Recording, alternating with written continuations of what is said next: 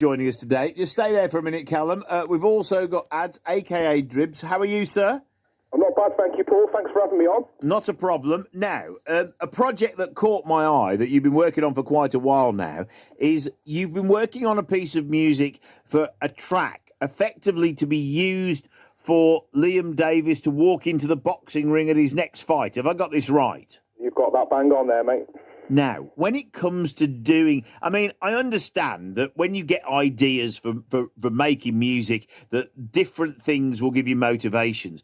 But when you know that effectively a song that you've yet to come up with will be used in a particular environment that needs to excite and motivate people, does that put you under extra pressure to come up with, you know, something that's either like something out of a Rocky theme or something like that? Or did you organically kind of already know what direction to take the song? Because I feel that this is piling a bit of extra pressure on you as an artist. I didn't know what way to take it, really, Paul. I just thought it needs to have 110% energy. It's got to have energy. It's got to have, so I spoke to Liam. We had a bit of a chat. He told me things that motivated him. So he wanted things from the track that when it came on, it gave him the fire to carry on. So we mentioned special things about his granddad and about an uncle that's passed away. So that's kind of giving the motivation to, you know, to really go for it. But yeah, we just wanted 110% energy, Paul, and I think we've got it from it. And with regards to that, I mean, what sort of musical genre did you take it in? If you were to take the backing track as an instrumental, what kind of feel has the track got to it? I really don't. There's no genre you could put it into. I'm going to have to put it into that bin of alternative. I'm going to have to put it into that category because there's really no specific genre. Yes, you could call it. It's got elements of UK hip hop. It has an element of breakbeat. So it has got that EDM kind of feel to it. But at the same time, it's action packed and yeah, it's full of energy, which is exactly what Mr. Liam Davis needed. And then vocally, were you coming at it of a route of generic, get motivated, listen to this in the gym and run faster, or was this more poignant in terms of lyrically where you were going with it? Yeah, I was going for it personal. I didn't want it to be something that, I mean, not that anyone would, but that any boxer could use. I wanted it personal to Liam. I think that's quite important. You know, anyone can walk out to a different track that's not theirs, but when you've got a track that's so personal to you and mentions parts of your life and all that, hopefully that gives Liam the motivation to keep it up. And what was his reaction on hearing it for the first time? Well, I was on tenterhooks when I sent it in. I can't lie, but I got the response I needed. Liam was really appreciative of it.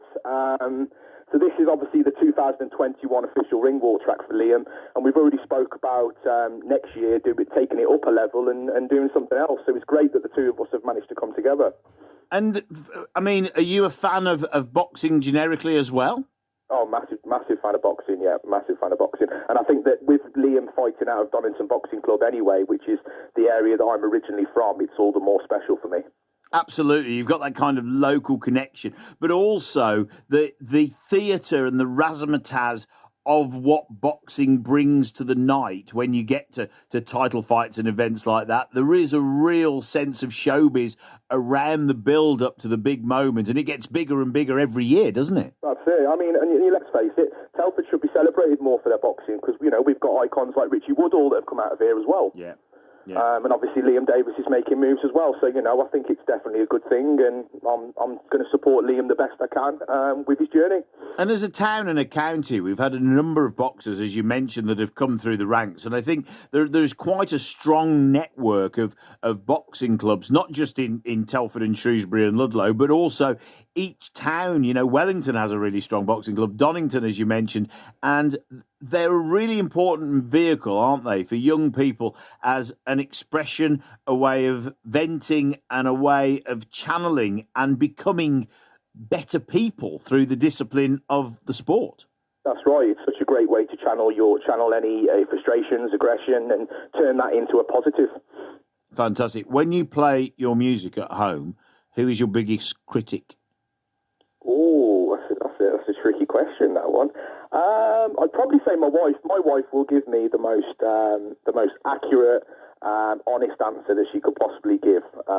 So whether I like the answer at the end, Paul, is a different story. But I can always guarantee that my wife will give me the honest answer. So shouts to Becky, my wife, on that one. And generationally, when you go up to parents, aunties and uncles, do they get it, or is it just a racket that you make?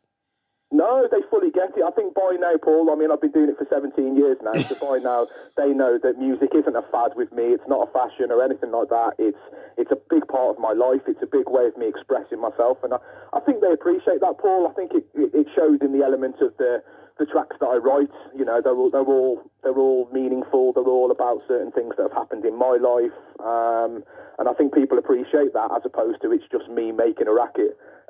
Yeah, and when it comes to ideas and motivation for a song, I think this one with Liam's probably a little bit different because it was building up to a moment, and it's somebody that you know and a sport that you kind of all. But what about your other material? Do ideas just pop into your head while you're watching the telly or walking around the street? How did that motivation for what you're going to do and how you're going to do it come to you as an artist?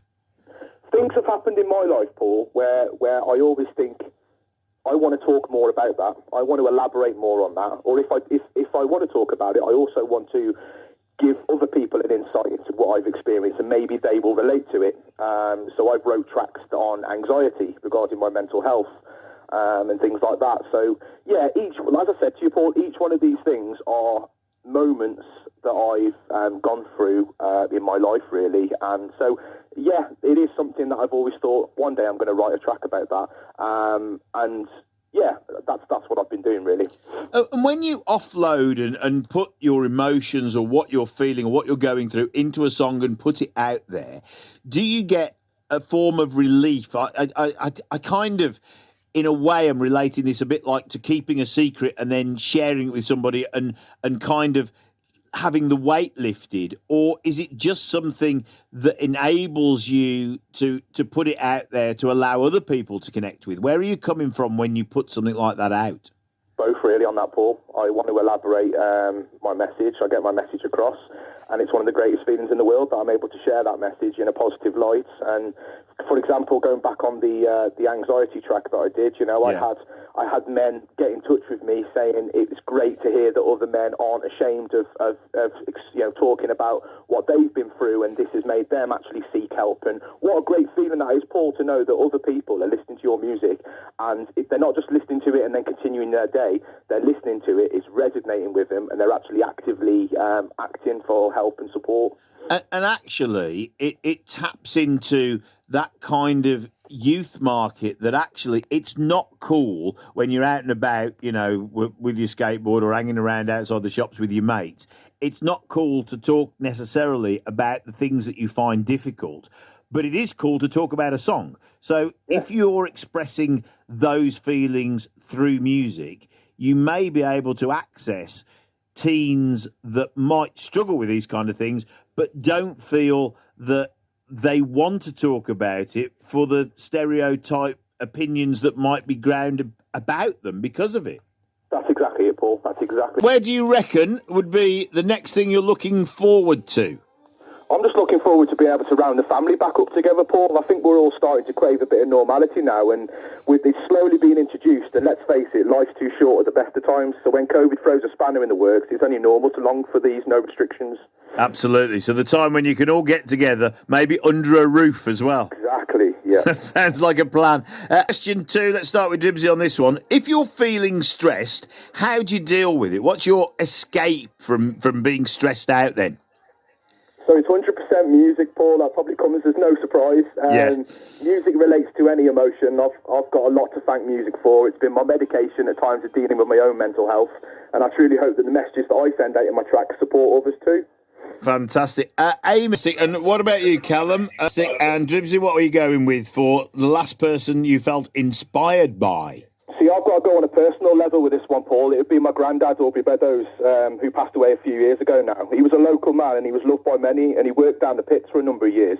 He was always proud of his roots, Paul, and he always taught me to take life with a hint of humour. And I think during these uncertain times, that moral is such an important outlook to have. Yeah. And I think you're right in terms of when times are really challenging or really difficult, actually the uniqueness of the human race is that ability to find a way through using humour. Yes, every time. Lovely. Well, Dribbz, Amy and Callum, thank you very much for joining us on the Virtual Coffee Morning. Thank you for having us on, Paul. Take care. Thank you very much, everyone. Bye-bye.